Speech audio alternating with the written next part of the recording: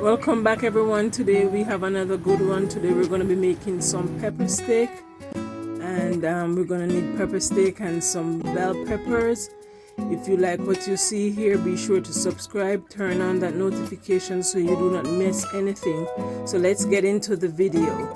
So here you see I have some peppered steak, or some steak that I've cut in strips, and I'm going to be washing those with some vinegar and water, and I'm going to wash it twice or 3 times depending on how I feel on any given day. And then I'm going to be draining that, so you can do that as much as you'd like, but I think it's important that we wash away any dirt or debris that we get from the store. I hope everyone is having a good day and is really going to enjoy what I have to show you here of me cooking my pepper steak in the kitchen. So after I've washed and drained, then I use a paper towel to pat dry to remove the excess liquid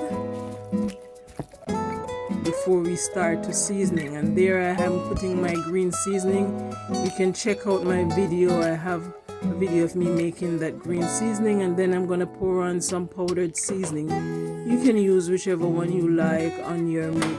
The preference is yours in this instance, but you want to make sure that you season well.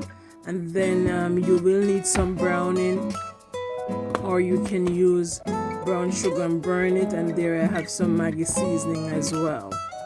So once I've shown you all that I've used, then you're going to put all that on your steak, and that's a fish and meat sauce and liquid smoke to give it that smoky flavor, and my sazon.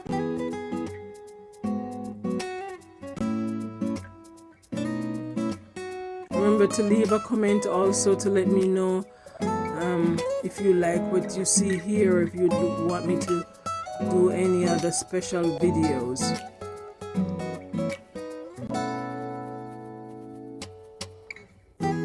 So after we've put all our seasoning in, then we're gonna rub the meat with the spices all in.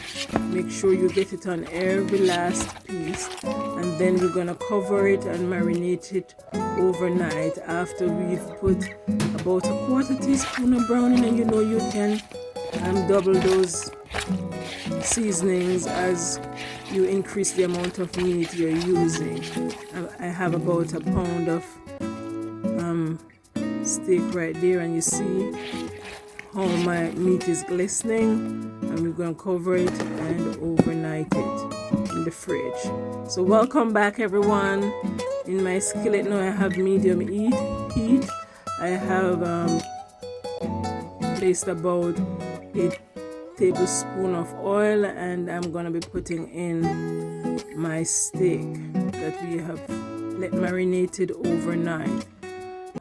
If you wanted to brown the sugar instead of use the browning that I use, then you just use maybe a 1/4 teaspoon of sugar, and then you just let it burn until it caramelizes and become brown, and then you would put your meat in.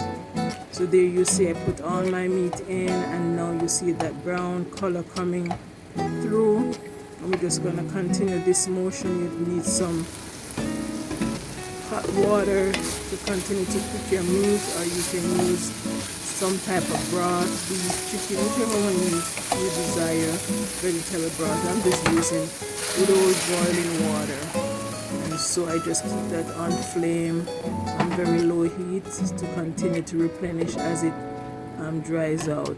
And if you notice, I didn't cover the pot all the way because I don't want it to foam and spill out. And we will continue that motion for about an hour and a half, depending on your type of meat. But for me, the whole thing took about an hour and a half.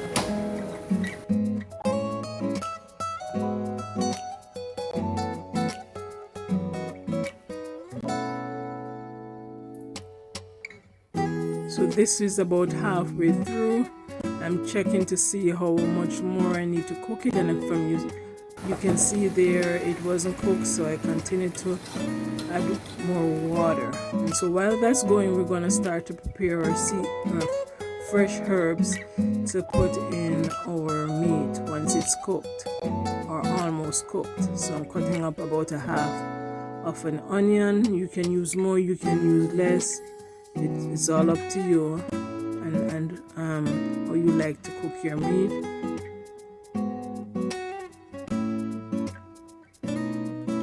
So there you see I've done my onion, and now I'm doing my bell peppers, and I've used 3 different colors just to give the meat a vibrant color.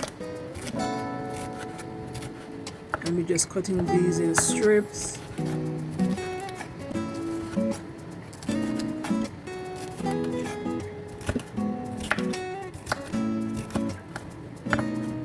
You're going to need some pimento, thyme, some fresh parsley as well, ginger and garlic. Indeed, I have 4 different bell peppers there. So I have 1 clove of garlic that I'm going to be chopping, and the more you chop it, the more the flavors come out. If you don't want too much of a garlic taste, then you can just leave them whole like I have there now, but I'm chopping it because I want that garlic flavor to come through in my meat.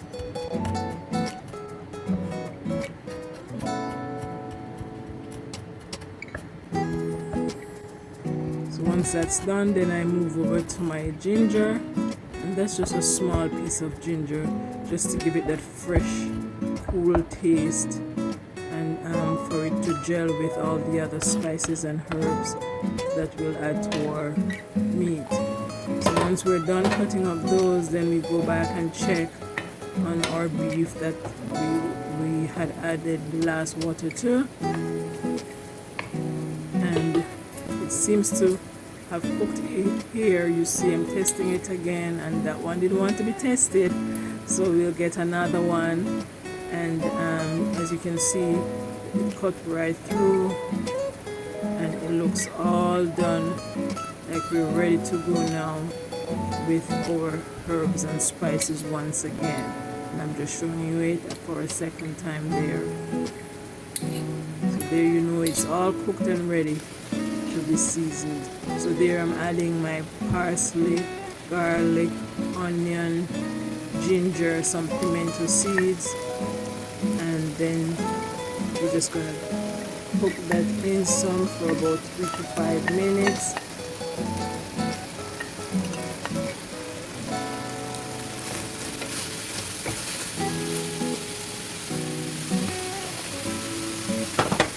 I'm just rinsing out my container that I seasoned my meat in first, and we're just gonna mix that all together.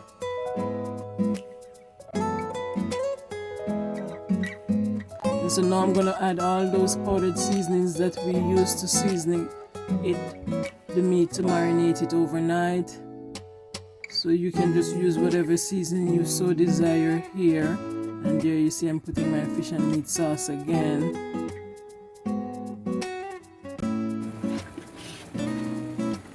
That's my smoked cumin, or my cumin, or ground cumin, and then my smoked paprika.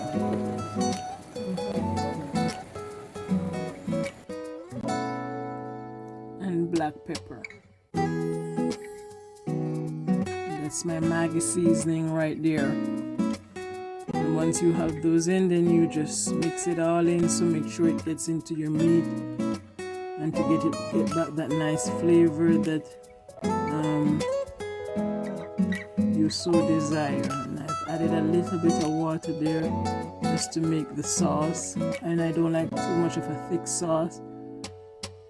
And we'll let that condense and simmer down before we add our bell peppers, because we want that fresh taste of the bell peppers and we don't want it to be too soft or soggy. And there you see I'm tasting it to make sure my flavors align. You can add some salt to yours, and more of the all-purpose, since that contains the salt already. So that is where I get my salt from, so my salt intake is not too high. And so once I get it condensed, then you see I'm adding my bell peppers to give it that beautiful color, vibrant color. We thank you so much for sticking it out to the end. And we thank you so much for watching.